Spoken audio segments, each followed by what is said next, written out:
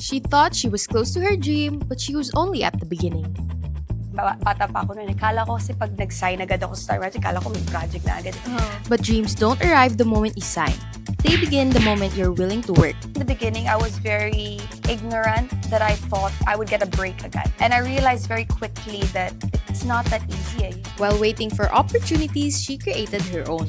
So I had to find a way to make money as well. I was doing 9 hours Oh my God. continuously. That live selling ko ang naging bread and butter ko. 9 hours, one brand after another, that was her reality. Yeah, and you have to keep your energy up. Yeah. Magagalit yung brand pag hindi. And she did this all for one dream. The dream that kept her going. That's the reason why I came to Manila. It was for this dream. This is Erika and this is her story on The Pillow Talk. The Pillow Talk. Lights off, real talk on. Hi Dreamers, this is Jerry Salvador and welcome to The Pillow Talk, where dreams get unplugged. Ang makakakwentuhan po natin for today, she's very pretty, she's very bubbly, and super raketera po siya. So let's all get to know her. Let's all welcome Erika Davis. Hi guys! Thank you so much for having me. Yes, thank you for being here, and we're gonna get to know you more here sa Pillow Talk. Thank you po. Thank you. Yeah, so my first question for you is, syempre pagkain. Yeah, Yes, okay. what's your favorite Filipino food and British food? Well, for Filipino food, I've always been a fan of sinigang na hipon. Palaging niluluto ng lola ko sa San Pablo, Laguna. So she always cooked that for me. And then I would say for British food, my favorite food would be fish and chips. It's a Classic. It's a classic. It's Yes. a classic. You can't beat the classics. For sure. And I love na when you talked about yung British food, Yeah. nagkaroon ka rin ng accent. Yeah, Like, it depends on who I'm talking to. Yes, you got the British accent with the fish and chips and all Yeah. that. Yeah. It depends on who I'm talking to. 'Cause my dad always tells me I've never lost my accent because my dad has always been involved with my life. So he never spoke Tagalog. So he's been here for like 20 years now, but he doesn't even speak any Tagalog. So he speaks pure English. So that's why I think the reason why I've never lost my accent. Yeah, you adjust accordingly. Yeah, but I still can speak like Filipino English. So like parang Filipino English na American English, and then Tagalog of course, and then of course British English. Yeah. I love na lahat na. It's all nagamit mo yun. all different types of accents I could. Yeah, I'm sure it's very useful Yeah. depending who you're talking to Yeah, then. Yeah. yeah. And then what's your guilty pleasure naman? My guilty pleasure, I would say, I do love binge eating and watching Netflix. I love that combo. It's a great combo to pair together, eating and then Netflix. Yeah. I think it's just a match made in heaven. Yes, for sure. And then what do you usually eat? Like popcorns? I like to eat. I have a very big sweet tooth, like my dad. My dad is, I think he's borderline diabetic because Oh, of because of how much sweets he eats. But yeah, I have a big sweet tooth, so I love chocolates. Anything sweet, anything matamis, I love. Yeah, and then what about genre ng movies? What do you usually like? Genre in movies, I love horror movies. I actually just watched the Obsession movie. It's called Obsession. It's a really I like thriller horror, something like Yeah. that gets your heart racing. Yeah, I heard that the production and the director is super young. Yeah, and actually I just watched. There was another one, another movie that the directors are very young. I think it's much better nowadays that they're getting directors that are young because they're able to relate to the younger generation. Yeah, they have a different audience na Yes, to talk definitely. to. Because usually directors are older, so it's nice to see that they're getting directors that are younger because they can obviously relate to the Gen Z audience. Yeah, so it's actually nice that, this is Yeah. our industry as Yeah, well. of course, so of course. it's like fun for us, but also kind of like research. Ganyan. But what about, because I always see that you're with your parents Yeah. when you go to your shoots, Yeah, ganyan, and they support you very Yeah, much. yeah. So how did they meet ba? Well, my mom and my dad, this is the cuento that I heard from my mom. So they basically, I think my dad was vacationing in the Philippines. They met online. Okay. So my dad went to the Philippines to meet my mom, and then they went to Puerto Galera, I think. Wow. And then the rest is history, and then they had me. Oh, wow. ang nag-ano lang siya, nag-tourist lang. Yeah. He came Ah. here. I think it was the first time he went to the Philippines to meet my mom. So he never went to the Philippines. He just went to the Philippines to meet my mom. Oh. So but they met online. So at the time there was computers at the time. So Yeah, hindi pen pal. Ano like, hindi madali pa, hindi parang mga Bumble or Yeah. Tinder ngayon. Madali lang ngayon. But before it's like computers. So yeah. So they were chatting there. yeah, they were chatting, and then that's how they fell in love, and then they had me. Oh. Yeah, speaking of having you, I'm sure they made you maybe on a bed. Oh, So let's go there. Let's go there. Okay. So have you always been this bubbly kahit nung bata ka pa? Actually, no. When I was younger, my mom wanted me to be an artista dati pa when I was younger. Pero sobrang hiyain ko na kid. I was very shy. My mom, I was in San Pablo, Laguna at the time. My mom would try to push me on stage if may makikita siyang nagpo-perform sa SM, ganon. Pero sobrang hiyain ko. I think I came out of my bubble when I was around 16, because that's when I discovered that I wanted to be in showbiz. Mga 16. Nag-align din kayo ng mom mo? Yeah, nag-align. But before I didn't. Kasi siguro I had to, medyo matigas yung ulo ko eh. Ayoko din pinipilit ako eh. Sino mag gusto pinipilit sila? Yeah. So I had to realize by my own that I wanted it for myself. So when I did, that's when I pursued the career on my own. Pero dati pa, hindi ako, sobrang hiyaan ko sa mga stuff. Oo. So shy kid ka growing Very, up. very. I didn't like to be in the spotlight. But now, edi go. Eh di ngayon, Edi go. Tara. Go niyo yan. yeah, pero ngayon, like, with your family, like when you were younger, Yeah. how was it growing up with them? Well, I was born in England. I came, so I stayed there till I was around 10, 11 years old. And my childhood was pretty much all there. But I would say that I grew up talaga in the Philippines. Kasi my prime years, I would say, would be here in the Philippines. Kasi I'm now 22, so from 11 to 22 years old, my teenage years, my adolescence, all was here. So that's why I was able to pick up speaking Tagalog very fluently, very quickly. My dad's actually been here longer than me, but he doesn't speak a bit of Tagalog. So I think it's to do with me being here in the Philippines when I was younger, and then obviously growing up here talaga. So, yun nga. Yeah, so actually it is nice. Medyo late na nga din yung 10, pero Yeah. the fact na, like, dito ka rin lumaki nga, like, Yeah. adolescence, I'm Yeah. sure mas madali pa rin to pick up, the Yeah. language. Pero ang galing na, you're super fluent. Yeah, actually, it was a funny thing. When I first came to the Philippines, I was in San Pablo, Laguna, so I stayed in the province.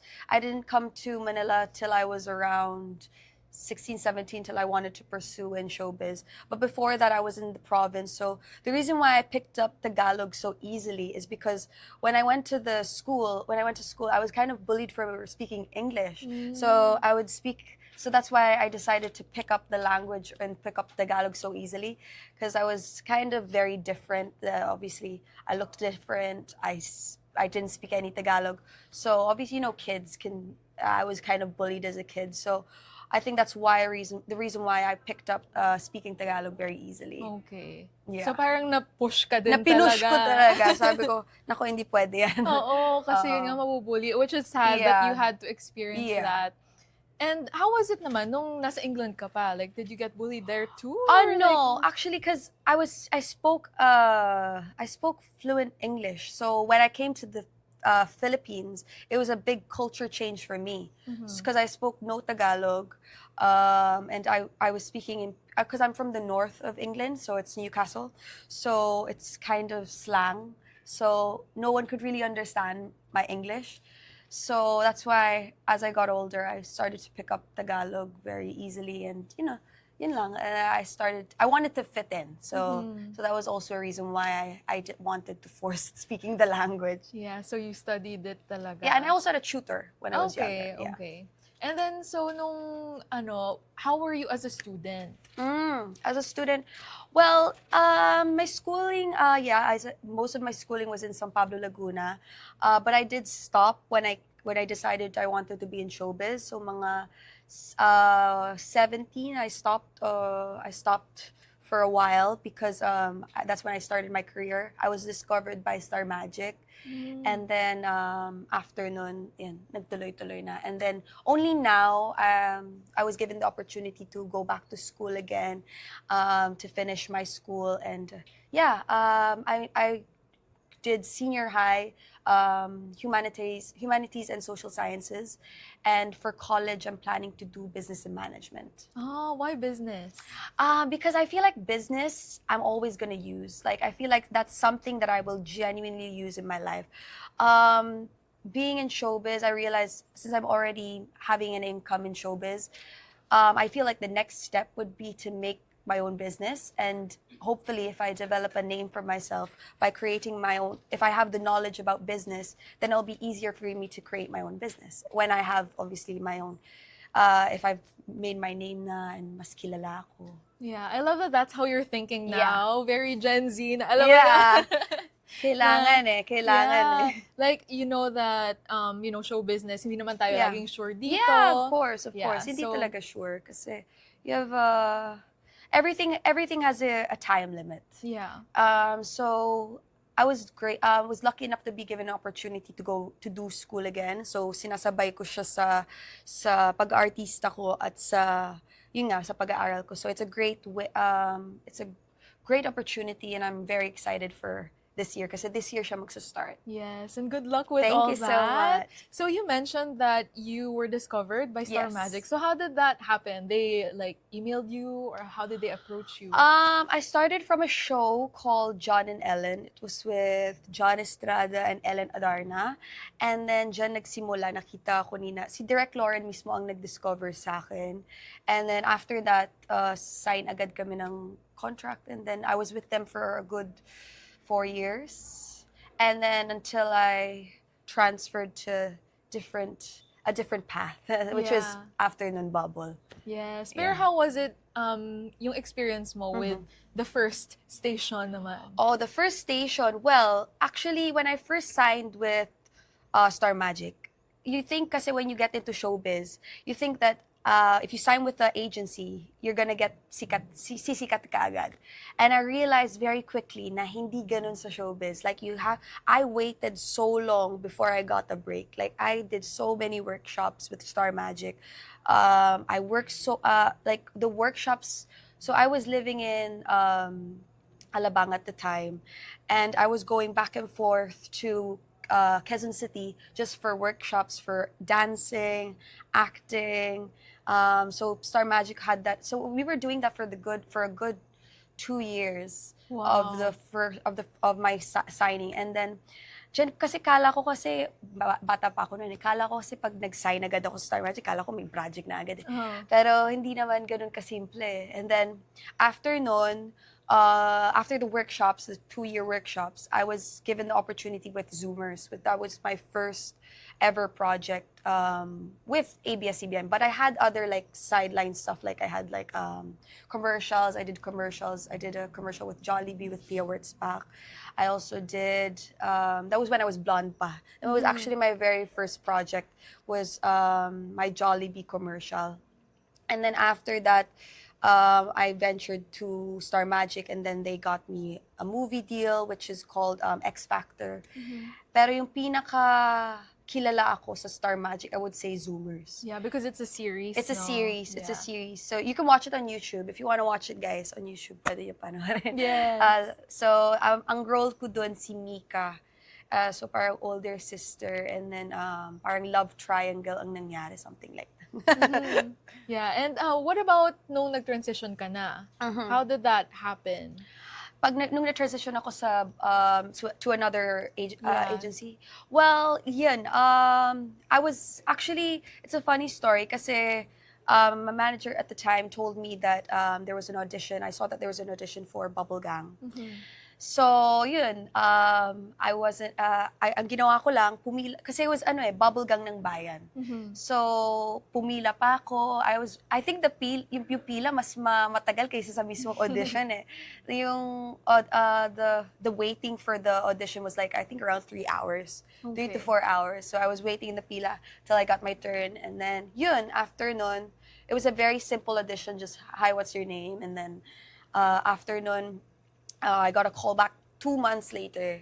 And then the rest is history. And then kinuha ako. And then, Yeah. I never thought of myself. I always wanted to be in bubblegum because I looked up to Kim Domingo. I loved how they how they started her career as well and how she grew from it. So I think that's also a reason why I wanted to be part of bubblegum. And it's such a blessing. It was such an honor to be part of it. Yeah. And how was the experience when you were shooting with everyone? It was very fun. I would say that comedy is. It wasn't for me.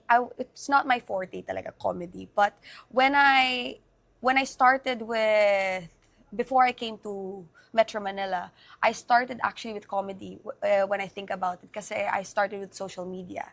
So the way I built my followers was when I answered comments. So like parang for example someone was bashing me or someone had something nasty to say, I would like think of something witty or think of something funny to say back. And that dyan siya nag-viral. So I think that's also a reason why kung bakit din ako kinuha ng bubble kasi nakita din nila sa portfolio ko na nagko-comedy din. Yeah. Kahit nasa isip ko hindi ako pang comedy. Malay mo natural na meron Baka talaga. naturally hindi ko lang na nakikita. Yeah, but you also like doing drama, which is Yun. na-experience mo nga with Magpakailanman. So how was it transitioning from comedy to drama din? Well, actually, yung Zoomers ko was actually drama. Yeah. So, I just did a show called Magpakailanman. Ang title ng Magpakailanman is Mana sa Ina. And basically, my role was sinusugod ko yung kabit. Ganun lang. And it was very fun. I love doing kontrabida roles. That was like, it's my forte talaga. For me, it comes naturally for me na parang ang sarap laruin ng kontrabida eh. And I'm just praying that hopefully this year that I get more projects like that and more roles na galit. Gusto ko lang galit. I-manifest natin yan. Manifest. Yes. And actually, curious din ako kasi you said na when you were 16, dun mo rin naisip na you wanted to do this. Yeah. So what made you want to be in show business? Well, for me, the reason why I wanted to Yeah. be in show business, well, I guess it just clicked in my mind. I think all of a sudden I just decided I wanted to be in showbiz. So what I did before I came to Metro Manila, I decided to build my followers. So that's why I'm saying that the Gen Z generation is so lucky. Kasi before, pag gusto mo mag-artista, kailangan mo pa pumila, kailangan mo pa mag-audition, ganito. Ang dali sumikat sa social media at pwede ka din ma-discover sa social media mo.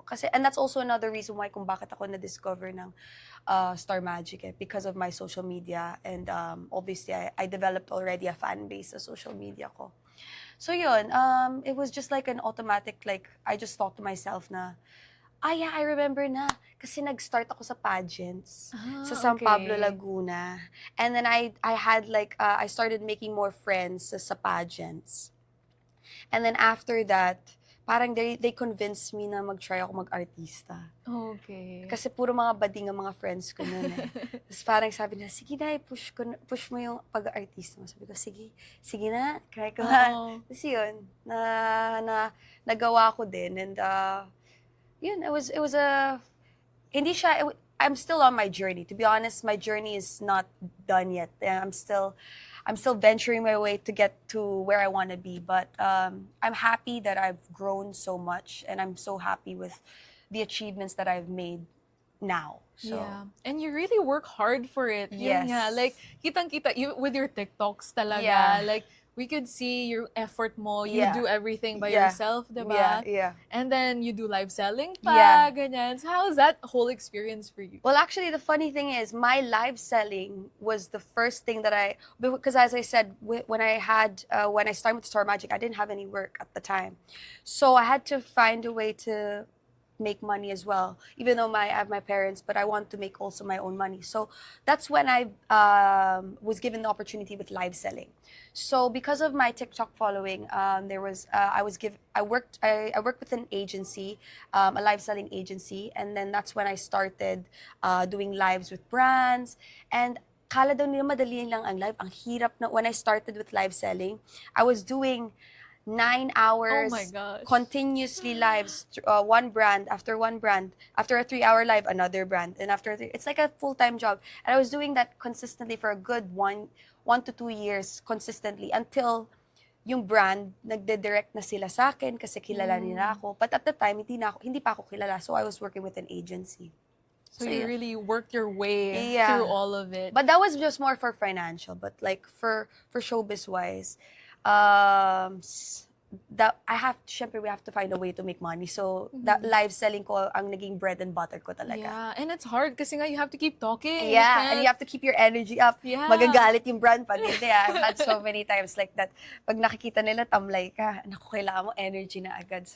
So from your tamlay self, from before Yeah. Shy Kid, Yeah. like ito na yung bubbly version mo Pero na. it's hard to maintain, ha? It's very hard to Yeah. maintain continuously 3 hours. Even 3 hours, mahirap pa lang eh. Before 9 hours, constantly live. Kaya, Yeah, for sure very draining. very draining. But I'm happy that I don't have to do that many lives Yeah. anymore. But why were you so driven to do all of this then? I think for me, number one ko talaga showbiz.